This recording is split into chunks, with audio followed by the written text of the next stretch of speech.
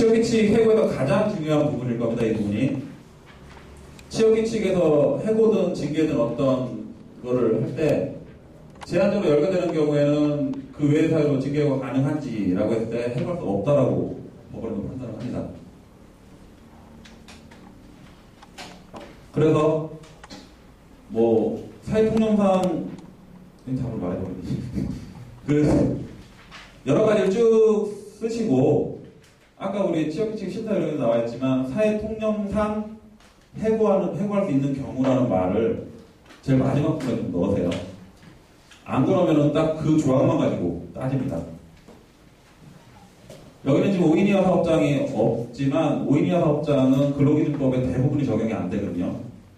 거기서 근로기준법에 적용이 안 되면 해고를 정당한 이유가 있는데 해고해야 된다는 조항 자체가 적용이 안 돼요. 그러면 근로관계 당사자는 그 민법에 보면은 고용관계 당사자는 언제든지 근로계약을 해지할 수 있다고 되어 있거든요. 그래서 해지할 수 있는데 어느 회사 가서 취업도 베껴옵니다. 작은 회사인데 처음부터 세팅을 해놔야지. 그리고 근로계약서 취업기지까지 안 가져도 근로계약서 어디 가져와요. 그럼 그 근로계약서에는 뭐 근태가 안 좋은 경우 뭐 이렇게 뭐 한 경우에 해고할 수 있다고 써놔요. 그러면 그 경우에만 해고할 수가 있어요. 본인은 아무 때나 할 수 있었음에도 불구하고. 그래서 그 스스로 어떤 사유나 이런 것들을 잘못 적어 놓으신다든지 사기를 잘못 만들어 오시면 실제로 그게 그 회사에서는 잘 관리하려고 규정 만드는데 그게 독이 될 수 있어요. 그래서 이런 부분은 꼭 제일 마지막 부분에다가 기타 사회통념상 해고사에 해당하는 경우는 해고할 수 있다라는 내용을 쓰셔갖고 그 판단에 좀 주셔야 돼요. 그 절차 적법 여부가 이제 사면통지 의무가 있기 때문에 하고 퇴직금은 요즘 퇴직연금 제도 많이 도입하셨죠? 그 부분도 보시면 되고요. 퇴직금 중간정산 혹시 중간정산 할 수 있다 뭐 이렇게 사기에 돼 있는 대부분 다 돼 있겠죠? 퇴직금 중간정산은 그 근로자는 중간정산을 요청할 수 있고 회사는 이에 응할 수 있습니다. 그래서 중간정산 신청이 들어왔는데 이거를 사업주 입장에서 꼭 해줘야 되는 건 아니고요. 뭐 그런 관행이 있었다고 해서 꼭 해줘야 되는 것도 아닙니다. 그런데 이 중간정산 이 문제가 하도 많이 최초에 이제 노동부 행정해석으로는 연봉 안에 퇴직금이 들어갈 수 있다. 매년 나눠준 것도 가능하다고 했는데 1년 차들도 가능하다고 해석한 적이 있어요.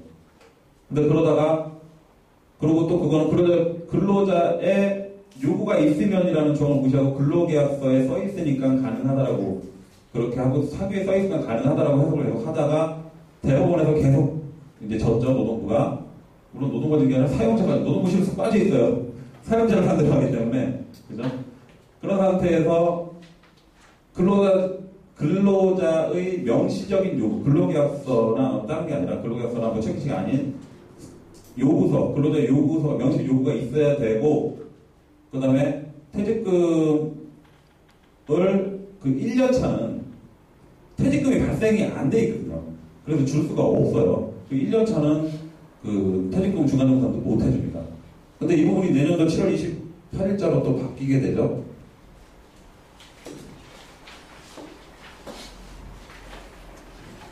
퇴직금 중간정산이 요구만이 들어갑니다. 대통령이 정하는 사유로 근로자가 요구하는 경우에는 중간정산을 해줄 수 있다라고 해서 이게 퇴직연금에서 나갈 수 있는 사유예요. 퇴직연금이 중도에 나갈 수 있는 사유.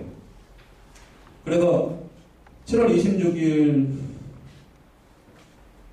이란 말이 없네요. 7월 26일 이후에 이제 시행하는데 이때부터는 중간정산 신청이 와도 이런 사유가 아니면 회사에서 그냥 내보냈을 때 이게 뭐 주가를 받아가지 않느냐, 부당이익 반환이다 이런 얘기도 못할 겁니다. 줄 수가 없어요. 이런 사유가 아니면.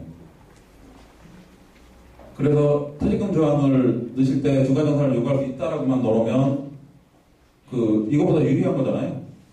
이게 있음에도 불구하고 중간정산 해줄 수 있는 거니까. 그죠? 그래서 이렇게 좀 변경을 하시면 되고, 이렇게 법령에 의해서 변경되는 부분이 불이익 변경이냐 라고 했을 때 법령이 변경돼서 바뀌는 부분은 불이익 변경은 아닙니다.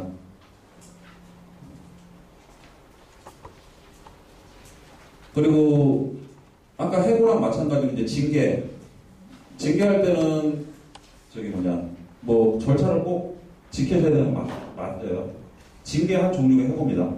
그래서 징계도 절차를 먼저 따지고 사유를 따지고 양정을 따져야 됩니다. 근데 회사에서 제일 어려운 게 양정 따지는 걸 거예요.